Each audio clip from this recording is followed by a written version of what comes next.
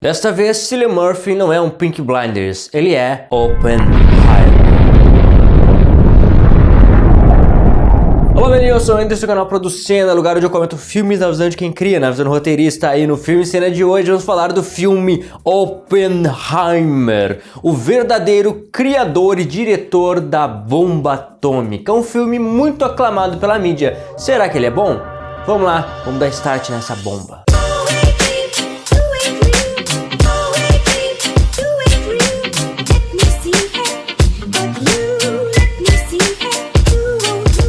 Dia 20 de julho foi lançado o filme Oppenheimer nos cinemas, e se não me engano ainda tá nos cinemas. Com sinopse, os atores, eu fiz um vídeo de trailer cena comentando as minhas impressões, o que eu esperava desse filme, então vai lá, assiste, porque agora a gente vai comentar o filme em si. Mas antes eu quero pedir para te se inscrever nas minhas redes sociais, temos aqui embaixo, então te inscreve no meu Instagram, participa, tem outras redes ali também para te poder acompanhar os shorts, outros momentos que eu tenho aqui do canal, então se inscreve em todas elas porque vai me ajudar bastante. E se inscreve no canal também, porque já passamos dos 1000 inscritos. Logo mais vai ter um videozinho agradecendo pelos 1000 inscritos, mas eu vou te pedir agora para te assistir esse vídeo até o final, porque faltando agora são horas de visualização, então assiste o vídeo até o final. Mas se tu não é inscrito também, te inscreve que vai me ajudar muito. O que trata então esse filme? É um filme biográfico, é um filme que trata da vida de Oppenheimer. Quando a gente falava muito da bomba atômica, a gente pensa diretamente em Einstein, mas esse filme veio para nos trazer a pessoa certa para apontar para o verdadeiro mentor da bomba atômica, porque realmente Einstein ele deu um início, ele começou algo, ele descobriu algo do nada. Ele foi o mentor que pegou do escuro uma fórmula e conseguiu enxergar, né, tudo isso, mas quem deu sequência a essa criação e enxergou a possibilidade de como manipular uma explosão a partir da observação de estrelas foi Oppenheimer, Robert Oppenheimer. E por mais que conte a história dele, é impossível não atrelar a história de Oppenheimer com a bomba, porque esse é o projeto da vida dele, é pelo qual ele nasceu, é o que ele buscou a vida inteira, e mesmo que não soubesse exatamente como chegar lá, ele estava no caminho, passo a passo, momento após momento, pista a pista, na verdade técnica, né? Números, cálculos após cálculos, até chegar ao momento, não sozinho, porque houveram muitos cientistas cooperando junto com ele, né? Muito poder público, político, fazendo com que isso acontecesse, e interesses, né, políticos. Na verdade, a bomba era um interesse da nação dos Estados Unidos, e foi assim que aconteceu. Se a gente for pensar, a gente consegue trazer muitas lições desse filme, só que mais do que um filme, ele é baseado na vida real, né? Como a gente sabe, isso é história da nossa vida, da humanidade, dos Estados Unidos, da bomba, da física, é a história da história. Portanto, a gente vai tirar lições do que? Da vida real, do ser humano. Quem é o ser humano? E com isso a gente aprende que o ser humano sabe fazer de melhor é destruir, inclusive a si próprio. Porque a bomba era para quê? Para mostrar poder e destruir parte da humanidade, para mostrar quem manda, ou simplesmente como uma justificativa bonita, terminar com a guerra. Vamos matar só alguns para que não morram tantos milhares assim. Ou como diria Thomas Hobbes, o homem é o lobo do próprio homem. Mas enfim, eu falei que é um filme sobre a vida de Oppenheimer, e ali a gente mostra a família, a gente vê a família dele, como ele construiu, a gente vê a trajetória dele, como ele era simplesmente alguém fascinado pela física, por explosões, por enxergar como as coisas funcionam, até o momento dele ter as suas primeiras relações, primeiros amigos, primeiras pessoas perto dele para tentar entender o que ele realmente gostaria de fazer pela vida. A gente vê ele construindo uma família com uma esposa, com 2 filhos. A gente vê ele se importando também com os cientistas, porque ele não foi só um cara científico exato, quadrado, mas ele sabia que existia um caminho, um processo, e que existem coisas nesse caminho que precisam ser feitas, incluindo a família. Porque quando ele começou a se juntar ali no deserto, trazer os outros cientistas, ele disse pro general ali, ó, seguinte, a gente vai trazer os cientistas os melhores do mundo aqui pra gente conseguir pensar, desenvolver essa bomba, só que a gente não pode trazer eles sozinhos, eles têm que vir com a família deles. Portanto, vamos criar uma cidade para que eles vivam no trabalho, mas que eles ainda tenham uma vida paralela em relação a isso. Tanto que o general uma hora fala, poxa vida, teve 80 partos, 80 crianças nasceram no último ano, e nessa aqui foram tantos, que ele falou lá muito mais ainda. Por quê? Porque eles estão no meio do trabalho, os cientistas trabalhando loucamente e se estressando, quebrando a cabeça. O que eles vão fazer no intervalo? Vão fazer filho?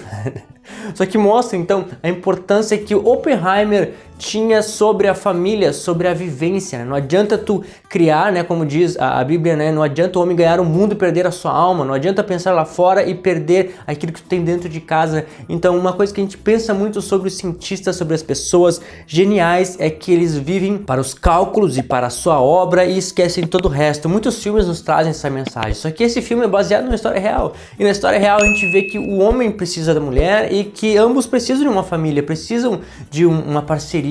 E Oppenheimer nos mostra isso, que a família, mesmo em detrimento a grandes desafios de criar uma bomba que resolva a guerra, eles ainda se importavam com a família. Oppenheimer, então, ele era um físico, ele era um marido, ele era um pai e também era um político. Ele acabou atuando em muitas esferas da sociedade, porque o que ele queria não era simplesmente fazer algo, não era usar os números e a teoria, mas viver tudo que tinha para viver, pelo que a gente percebe. Ele era um bom homem, um homem que se importava com os outros, um homem que se importava com as pequenas coisas e sabia que isso era importante.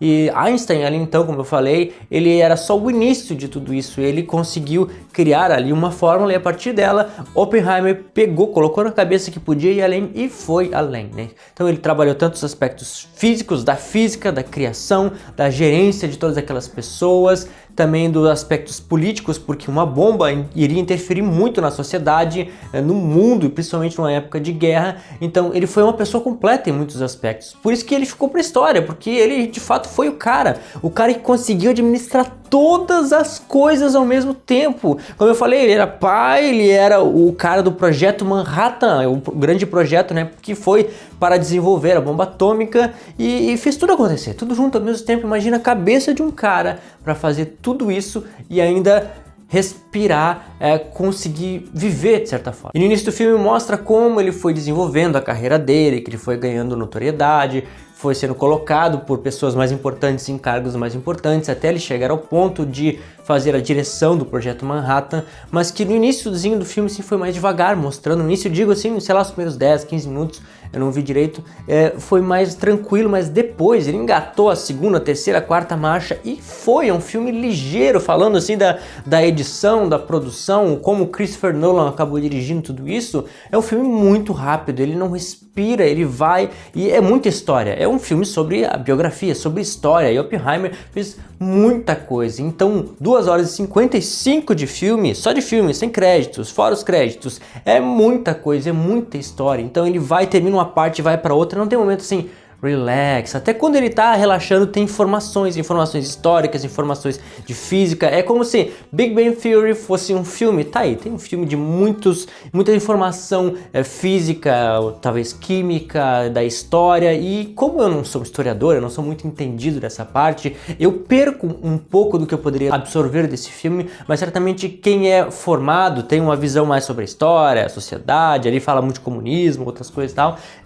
absorve, entende muito melhor esse filme, mas tem muita história e eles não param, eles vão contando uma coisa atrás da outra, que é pro filme ficar bem condensado, mas conter todas as informações possíveis para representar bem a vida de Oppenheimer. E Christopher Nolan, né, o grande diretor mais aclamado desse filme, foi um excelente diretor, mas eu acho que assim, foi um grande filme? Foi, com certeza, só que a mídia eu acho que deu uma engrandecida um pouco mais do que deveria, porque o Christopher Nolan é conhecido por fazer filmes complexos que mexem com a nossa cabeça. Esse realmente é um filme difícil, fazer de um filme biográfico ser algo tão fantástico, espetacular. Foi espetacular mais por os termos de produção do Christopher Nolan, porque ele teve acesso às películas, ele foi gravado sim com películas e não com uma câmera digital, mas como antigamente, e a Kodak forneceu todo esse material e tudo mais, e foi um filme feito em, sei lá, em 8K, com qualidade extrema, para ser reproduzido em IMAX, nos cinemas com grandes qualidades para serem exibidas, no qual eu não tive acesso,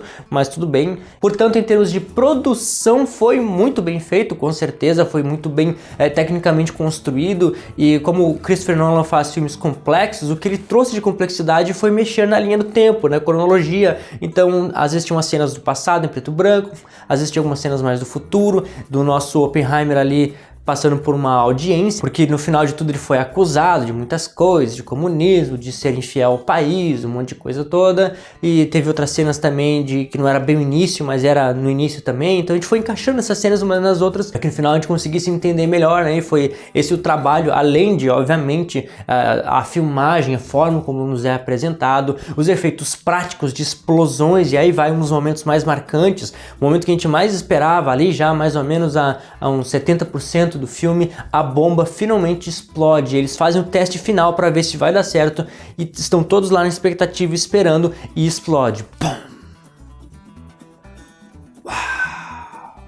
É uma cena que a gente sente junto, a gente imerge. Imagina ver aquilo ao vivo. Primeiro, um projeto que tu trabalhou a vida inteira e que foram gastos milhões de reais, 2 milhões, por isso que eles disseram ali, do governo para poder ser criado, e aquilo que tu esperava ver a vida inteira, e aquele show de luzes, aquilo tudo acontecendo, que para os cientistas era uma realização, a concretização da teoria na prática, mas que também para os militares significava a morte de muitos, que foi um dos temores, um dos pesares que ficou no coração de Oppenheimer após ter criado a bomba atômica. E esse foi o ponto mais alto do filme, porque depois que ele concluiu a bomba, o filme só começou a descer, a história de Oppenheimer começou a cair, porque era para isso que ele servia. Após isso, eles precisavam de um culpado. Na verdade, ele estava preocupado de ser culpado disso, das pessoas, do sangue daqueles que foram mortos pela bomba atômica, enquanto o presidente disse: não, fui eu que lancei a bomba atômica, tu só criou, não tem nada contra ti. Só que sempre há lances políticos, né? Então aquele que é muito exaltado em algum momento, né, já que ele está tão alto, ele vai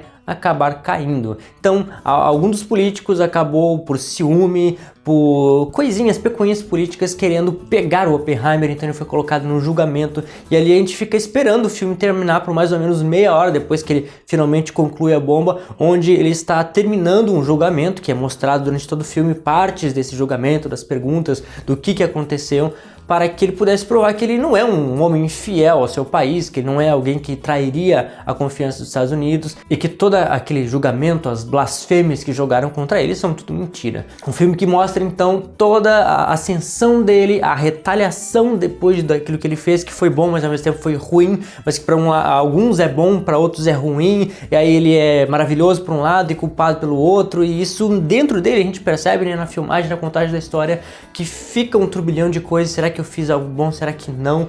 Mas que inclusive Einstein fala, olha só, eles vão te colocar no topo, depois eles vão te cozinhar, te retalhar até não querer mais, e aí no final da vida, assim como mostra, eles vão te colocar uma medalha no peito, vão apertar a tua mão, mas não por ti, por eles, para que a política, para que o Estado continue por cima, né? O que a gente vê que o sucesso tem seu preço. Então esse é o filme Oppenheimer.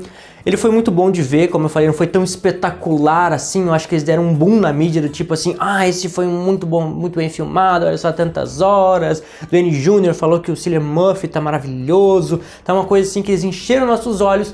Só que é um filme bom, é um filme muito bom, só que não é aquela coisa assim que, uau, estoura, gente. É um filme biográfico, não tem muito o que fazer, né? Mas, com certeza, foi um filme bom. Então, isso é tudo, pessoal. Muito obrigado pelo seu gostei, pela sua interação aqui embaixo. Obrigado também por já te inscrever no canal. Eu te vejo no próximo episódio de Producena.